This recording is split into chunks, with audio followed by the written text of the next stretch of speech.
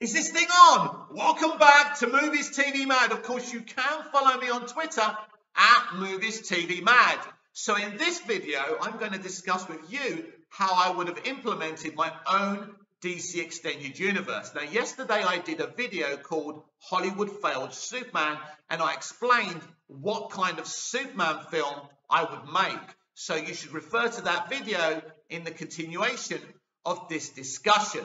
Now, in comparison to the MCU, the only reason Feige started with Iron Man is because there was a lot of characters he didn't have access to because Marvel sold the rights, the film rights off. For example, I'm sure if he had access to Spider-Man, Spider-Man would have been his very first. The X-Men, Fantastic Four, which he's going to delve into now. So I don't think we would have started that way. So people will talk about maybe it's better to start with grade D and F and those kind of characters because the MCU did. But, you know, the only reason Feige did that. So I think I would definitely start with Superman like they did in the DCEU that's out there. I spoke about my film. I spoke about it having flashbacks to the Second World War. So one of the elements that you could do, you could say that Superman's been on the Earth for about 100 years or something, right? You could make him like this Connor McLeod, Highlander kind of character. No, he doesn't chop people's heads off with a sword. He doesn't go around saying there can only be one. But what you get from that in the flashback in the Second World War, he has a flashback scene with Wonder Woman. So you introduce her in that Superman film, and they've had this long relationship for all these years. So the second movie, you introduce Batman, and again, Wonder Woman cameos in that movie, and maybe a young Batman meets Diana for the first time. You can even create a little love triangle between Batman, Superman, and Diana. Obviously, Lois Lane is there, but maybe not Superman's girlfriend at that point.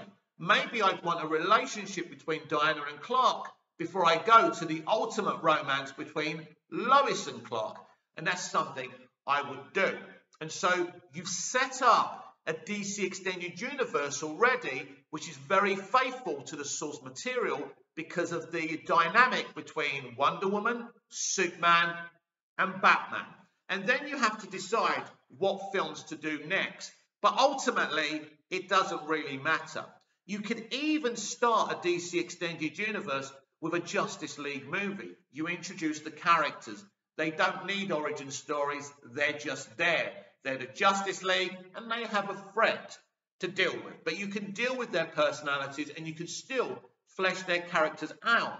And I think a 3-hour Justice League movie would be fine, and I'd really enjoy that. So you've got your choices. But me personally, I'd start with Superman, and that's how I would introduce those 3 characters in the first 3 movies. So you could do Superman, Batman, then Wonder Woman. That makes sense. You do not have a Suicide Squad movie as, you know, the 3rd movie. It doesn't make any sense. The IP has no value.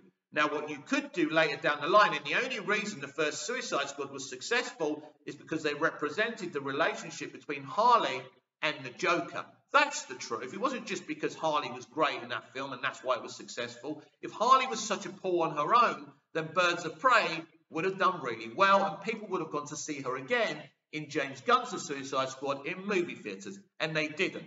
Fact. Simple as that. So you can introduce this universe, but ultimately, if you're doing a Batman film in the second movie, you can introduce Joker and Harley and some of these characters in that film. So it's all there to expand later on. And so we've already had 3 films, and then the 4th movie, you can go Cyborg. There's so many different things you can do.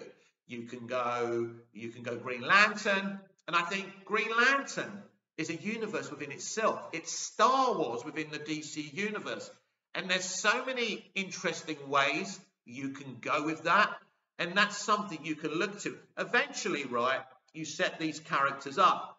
But within all these movies, starting from the Superman movie, there's an arc. There's an overarching threat beginning in the post-credit scene of Superman, then the Batman movie, then Wonder Woman. Then you introduce these other characters. You do a Flash movie, right? So you introduce these players, right? Now, also what you could do within this premise is actually say, if you wanted, that the Justice League exists even in the first Superman movie. That's another way of going at it and contradicting some of the things I've already said. But you could actually have the Hall of Justice, Watchtower, whatever, already a thing. And you can have all these heroes already there. And they can cameo in the first 3 movies. So eventually, so you don't necessarily have to, set the Justice League up and make their first meeting in the first Justice League movie. And also, this saves some time. And so that's how I would look at that. And so by the time you get to the Justice League movie, you know these characters. And you don't necessarily give them origin backstories. There's already a Justice League, right? But you can refer to these things. I mean, it's more interesting to have them ready to go. I think back in '78 when they did the Superman the movie origin movie, it was great. We were on Krypton and it works. But audiences have seen Krypton, have seen the Waynes murdered so many times.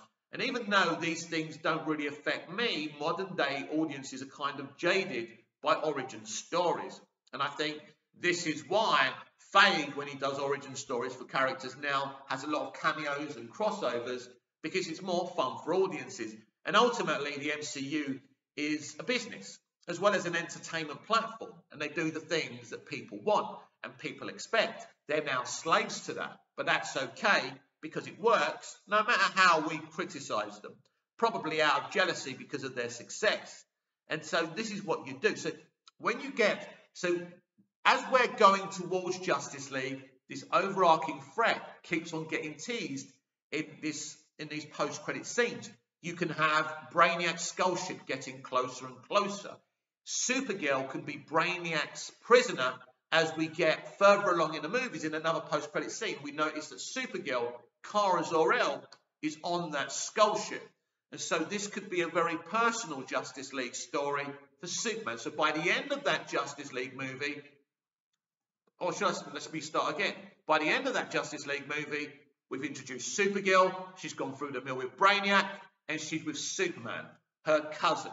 They're together after all these years. And then after Justice League, guess what you do?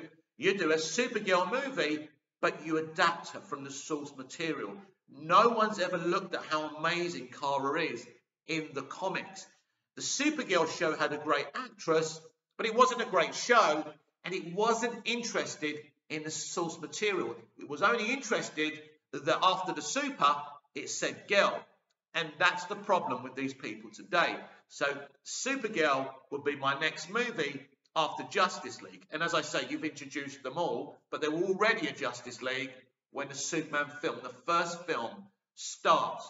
And then you can just expand it. So now you've expanded the Gee Whiz characters and you've introduced them. This is when you do a Harley and a Joker movie, because you've already teased them in the first Batman movie, right? And later down the line, you can do another Superman film, another Batman film, but you must give everyone a fair shout. And Batman and Superman could be in the Supergirl film, that's obvious. Batman can cameo in the Harley and Joker film. And you really span out a very, very interesting universe. This doesn't mean that I know what I'm doing and other people don't.